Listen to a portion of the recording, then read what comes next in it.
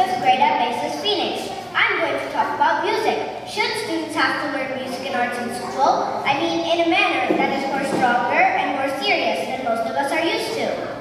What are the benefits of embracing a strong and creative music and arts curriculum? It was not hard for me to choose this topic.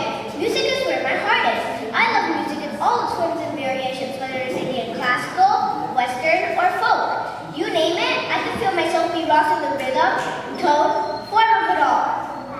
I know that I don't have to sell the wine music question to any of you. There's no one amongst us who does not have a favorite song or who has not indulged in a musical note at some point in their lives. Oh, you must have at least done it in the shower when you thought no one was listening. Even before we are born, we as babies in the womb have listened to our mom's songs and as young children enjoy lullabies. We enjoy our parents' songs, even if they sing like my dad, who cannot carry a tune at all. Music is an essential part of our being human, whichever way you look at it.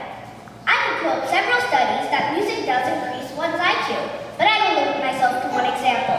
A study by Glenn Schlettenberg at the University of Toronto at Mississauga found a small increase in the IQ of 6-year-olds who were given weekly voice and piano lessons.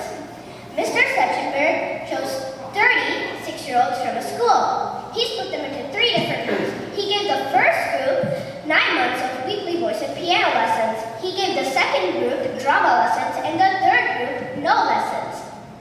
The children's IQ were tested before entering 1st grade, then again before entering 2nd grade. Surprisingly, the children who were given music lessons over the school year tested on 3 average IQ points higher than the other groups. This is what experts tend to call a rich sensory environment. It means exposing kids to a wide variety of cells and increase the connection between the cells in their brain. German mathematician and philosopher Gottfried Wilhelm said, who co-discovered calculus, said, music is the pleasure the human soul experiences from counting without being aware that it is counting. And Pythagoras said, music is math made audible.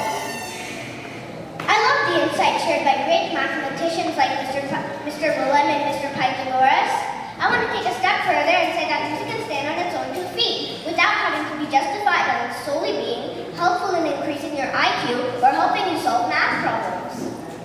In our schools, whenever there is a budget cut, the first order of business is that the funding for music and art are cut.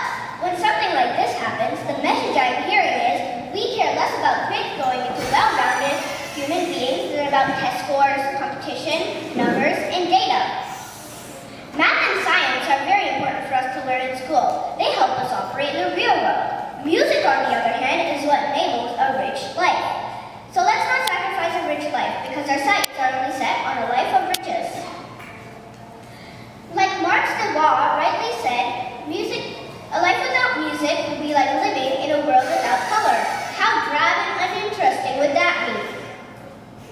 To reiterate my point, I understand that winning bread is our education system's primary purpose.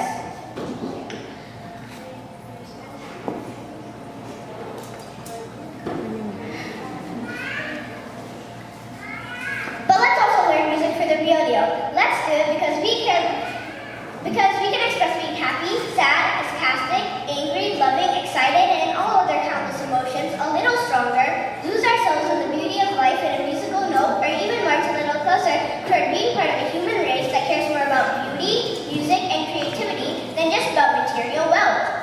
Or like I said before,